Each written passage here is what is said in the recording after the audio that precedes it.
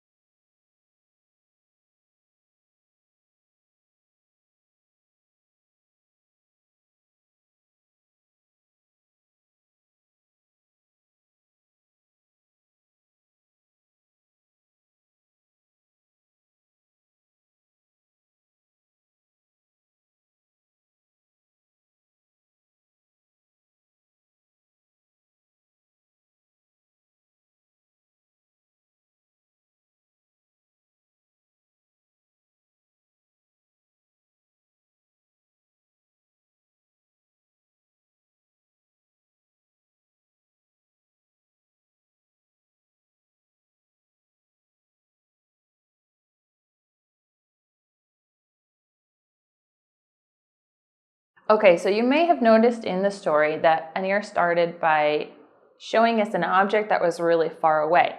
And as that object got closer, it could zoom in our vision and we could start to see more and more details. For example, he gave us one image of a person who was really far away. And as that person got closer, we could see that they were upright, that they were walking. As they got even closer, we could see the shape of their head moving through our line of vision. And as a person we get even closer, we can start to see details on their face. So that's kind of the way that the deaf mind works. We start with the farthest out, the background information, the things that are not going to change, that are not going to move, and then we zoom in closer and closer and closer, and we add the details, the layers, the foreground of the picture. So if you were to open a book, you'll find this language structure. It's going to say that a sign language sentence begins with time, then we place our object, our subject, and our verb. That's the correct syntax, but the problem with thinking this way is that we're constantly confused between which one is the subject and which one is the object. And then it's not natural for us to want to put the verb at the end of the sentence. We tend to want to start with the verb and add people and things later. But with sign language, we can't act on an object unless it already exists. So we need to start with our object first. Then we're going to place the subject, who is the person that's taking the action, and then finally the verb. But before any of those three items can be placed in our sentence, we need to start with the actual background. Where are we located? What is the biggest part of this picture? And what time do these events take place? So I'm going to give you a little example. Don't mind me, I've got it written here on my computer so that I don't forget. And as we go through this example, we're going to see how we kind of have to layer as if we were painting a picture with our hands. So let's say, for example, we have this sentence. I need to go to the mall tomorrow to buy some new shoes. So the first thing that we want to set up in this sentence is, when does this take place? The reason for this is because in sign language, our verbs are always in the present progressive form. So if I don't first give you the time structure, it seems as if the story I'm telling you is taking place right now. And then if I add in the time phrase later, you might be confused. Oh, so did this happen right now? Or it's going to happen? Or it did happen? So the first thing that we mention is our time phrase, the time that the events took place. This is not to be confused with the amount of time that it takes to do something, such as I was driving for 3 hours. But the actual time phrase lets us know when the events took place and therefore how the rest of the sentence will be conjugated. So in this case, our sentence starts with tomorrow. The next thing we want to do is place our background information. That is the things that's not moving. It's going to give us the largest piece of the picture, the place where everything else is going to happen. So in this case, it is the mall. The mall doesn't change, but the mall is the setting for where the other events are going to take place, such as buying the new shoes. So that is the next thing that we want to put in our sentence. There is no sign for the word mall. We spell it. Okay. Now that we have those two things established, that's our background information, the next thing we need is our topic. So we are going to say that I need to go. I need to go is the action that has to be taken in order to reach the mall. Next, we have followed in the English the prepositional phrase. To buy new shoes. To buy some new shoes is our prepositional phrase. Normally, a prepositional phrase in English shows a relationship between two things. So we are relating the place that we're going, the mall, and the act of buying new shoes. With sign language, we don't use prepositional phrases. So we can show the relationship between these two activities, going to the mall and buying the new shoes, by using a question word. Why? It gives us a reason. It's like saying, because I need to. So this is what our sentence is going to look like.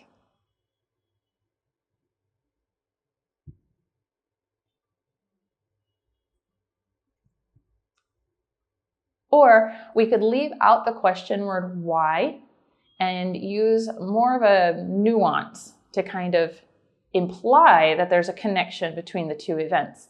We do that by leaning forward and raising our eyebrows. So it could look like this.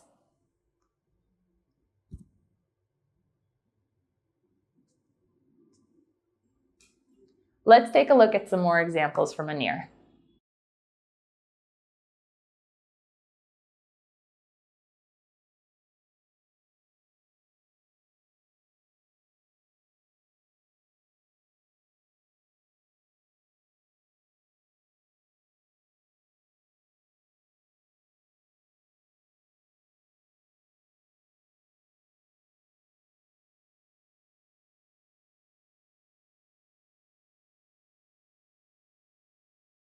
One helpful tip is thinking about groups of signs or clusters rather than individual signs and how they're going to line up. For example, our action and our subject are always going to be next to each other. The reason is, without an action, our subject is just someone standing there. And without the subject, we don't know how the action is going to take place against the object. So let's say our object is a ball. The action is catching the ball, but we haven't stated who is going to catch the ball. So it would just be ball catch, but we don't know who. That's why we state our object, the ball, then we have our person, and the action, catching the ball. Let's take a look at some more examples from Anir.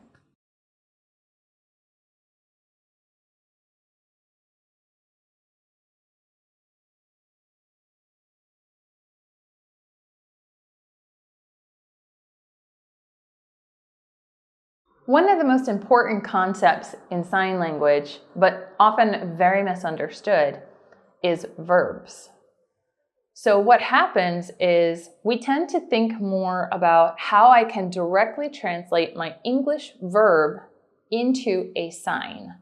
But really, that's not the purpose of sign language. Sign language is conceptual and it is visual.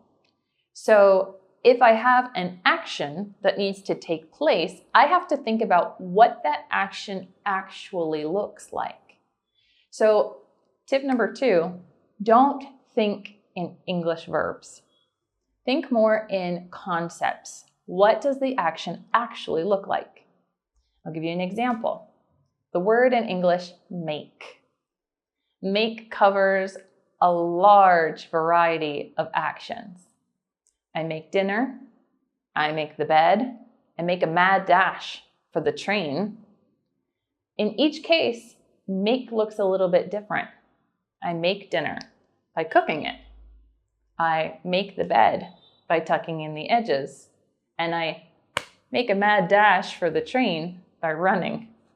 So, as you can see, depending on the English verb make is not going to convey the same concept. In English, our verb make looks like this. In sign language, that doesn't make a lot of sense. Does it look like this when you make dinner or when you make your bed? Not really. One example, I make a lot of money. Let's take a look at how Anir will sign this concept for us.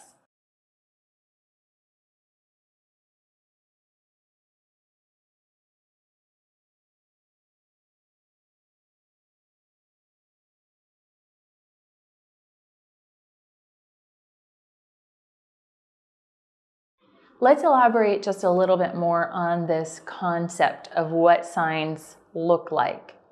So the way that a deaf mind works is that deaf think not in words or phrases, but they think in pictures. What did that look like when I experienced it? Or how could I demonstrate this concept using my hands? So Anir is going to show us some experiences that we can convert from the English grammatical structure into sign language concepts. Have a look.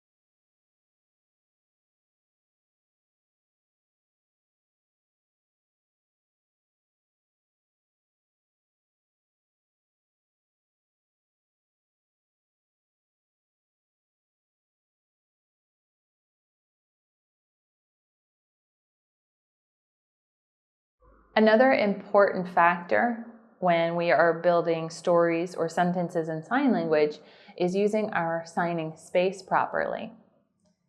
In English, we tend to express things very laterally. We might say something is on the left, something else is on the right, something is in front of you, something's on top, something's on the bottom.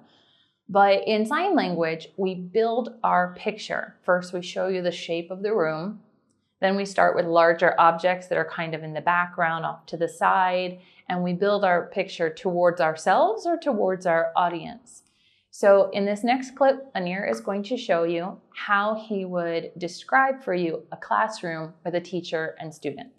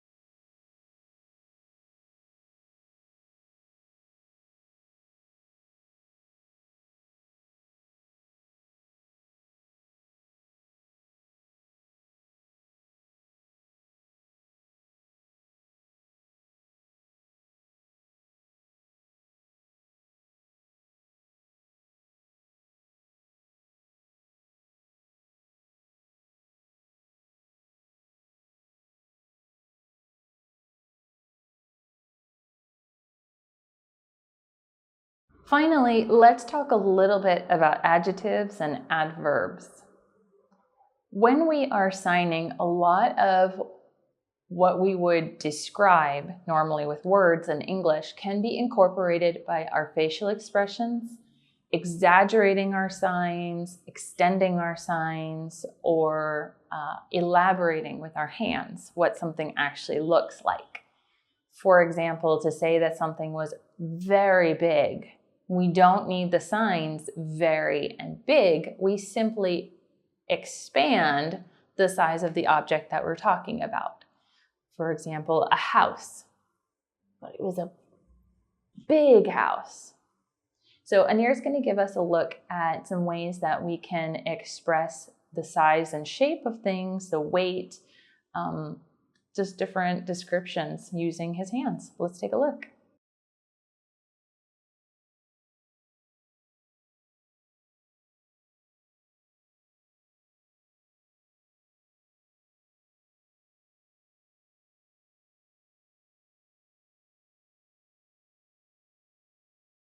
One more layer that we can add to our signing skill is role shifting and eye glance.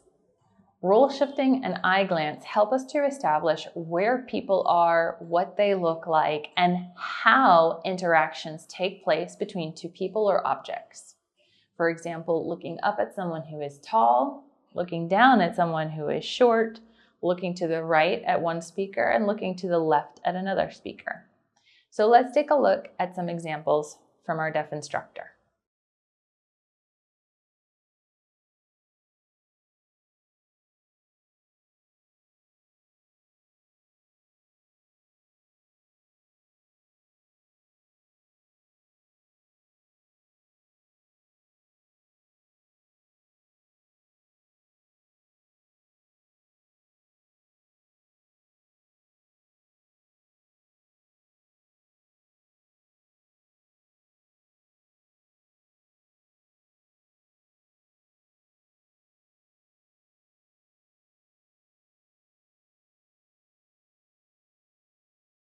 With this class, we're not going to elaborate, but just touch on one more important factor in our sign language. We have what we refer to as classifiers. Classifiers, I suppose, could be the replacement for pronouns in a spoken language. Classifiers help us to identify people and objects, their location, their movement, or perhaps even delineation. So let's take a look. Anirban is going to show us what it looks like when people interact with each other using classifiers instead of just signs.